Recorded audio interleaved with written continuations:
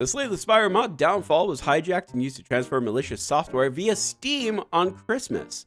The hacker used what is known as a token hijack to push an update to the mod which contained the malware. It's called Epsilon and basically scraped any saved passwords, credit cards, and sensitive information that was stored on the PC's browser. Luckily, Valve caught on and contained the breach in about an hour, but anyone who did open the game was affected. It was a real Krampus miracle. Welcome to Necro News, the show where we cover the latest gaming news from the last week. If you have a story you'd like us to cover, join us in the Discord. This week we'll be covering the return of the cult hit MMO, City of Heroes, why Microsoft is banning Baldur's Gate 3 players, and China's latest gacha controversy. So if any of that sounds interesting to you, subscribe to the channel and leave a like. Well, with that being said, let's get right into it. So Xbox still hasn't figured out how to handle user-uploaded clips, as Microsoft is now banning people for making clips of the sex scenes in Baldur's Gate 3. Booster made the script and was like, why are people making clips of that? But really, why aren't people making clips of that? As someone who isn't into Baldur's Gate, I looked up the sex scenes. Who's your favorite then? Astarion? Duh. Yeah, of course. Anyway, the problem isn't that people are making clips, apparently. It's that whenever someone creates a clip using the Xbox's clip function, it's automatically uploaded to remote servers for easy sharing, which results in publicly showcasing your clips. Xbox Terms of Service states that if a clip is determined to be inappropriate, it'll be removed and your ability to upload clips or screenshots may be suspended for a few days. And repeat offenses could result in a permanent ban or even a device-related suspension. One Reddit user, Daddy Vegas, hello Daddy, account permabanned because he made 3 clips of what he called naked camp time fun. Each clip resulted in a strike. Now he can't do anything online like play Modern Warfare 3.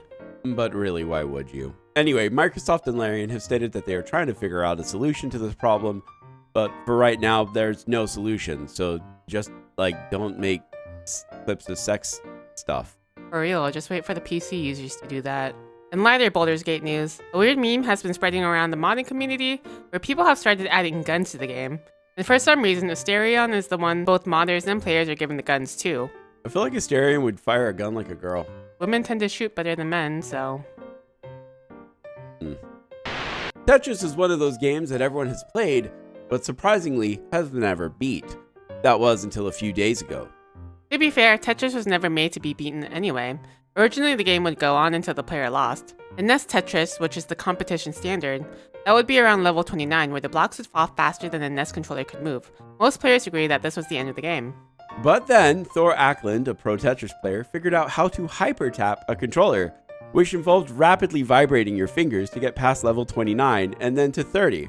And then, in 2020, Christopher Cheese Martinez invented the rolling playstyle, where you bounce the controller up and down onto your hand, strumming it like a guitar. It has a mind of its own! Because of this rolling technique, and the fact that NES Tetris doesn't increase speed past level 29, people have gone all the way up to level 100 and beyond, getting to level 139, where the game's color starts to corrupt, involving borderline invisible blocks. All of this is important because it resulted in conditions that could crash the game.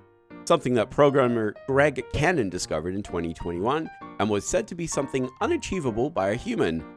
Until this kid, Willis Gibson, did it last month by getting to level 157 and scoring a single line at the age of 13.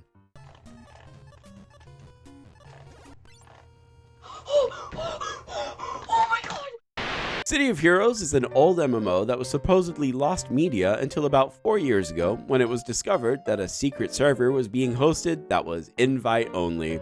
There was a lot of drama, all centered around an Argentinian man who was given the source code by a dev of the game. We might make a video over this if you guys want, but after the drama, the code was openly distributed and then a whole lot of people were able to make private servers and the game had a sort of revival.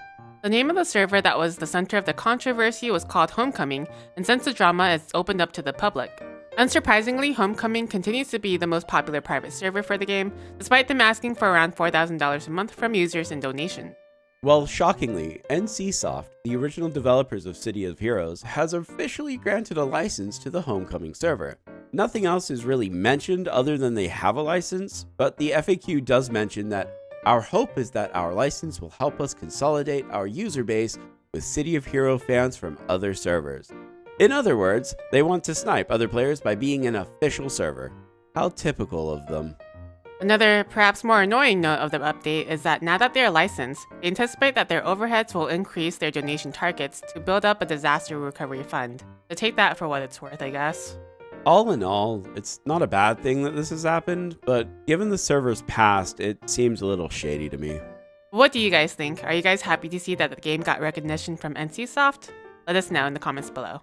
Close to the start of the year, China's Press and Publications Administration published a new set of rules that would have completely decimated gacha games.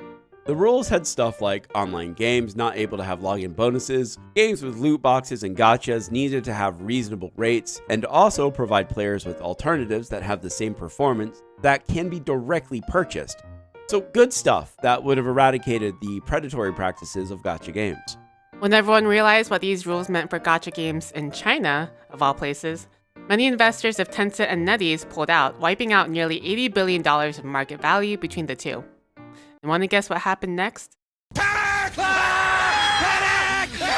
Well, first, NPPA walked back saying they'll improve the rules to be less restrictive, stating that they will monitor the public opinion of the rule. And Feng Shizhen?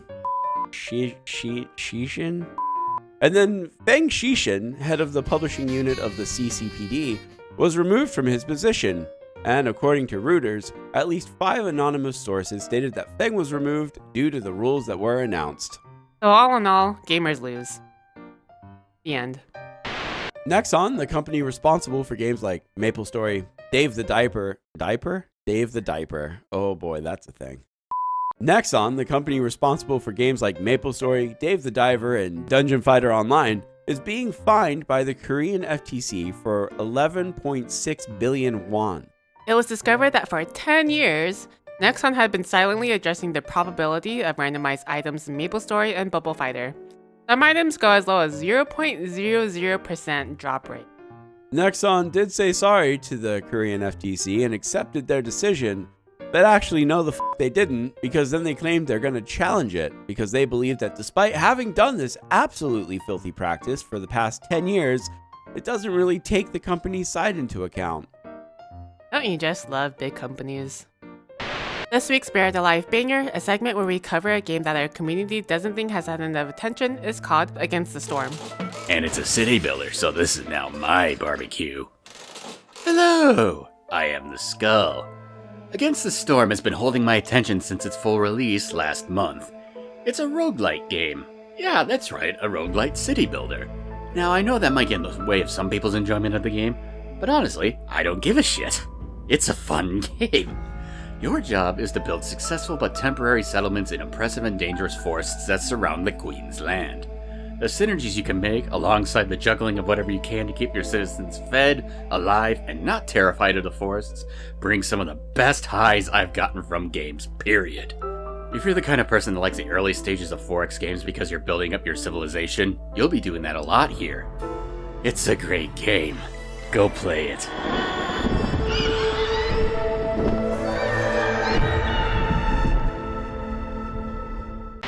Here are the games coming out this week. I know what Mamadora is, and it's pretty cute. So if you want a cute game, go pick it up. And here's our streaming schedule for the week. We'll be doing our 3-year anniversary, so look forward to that.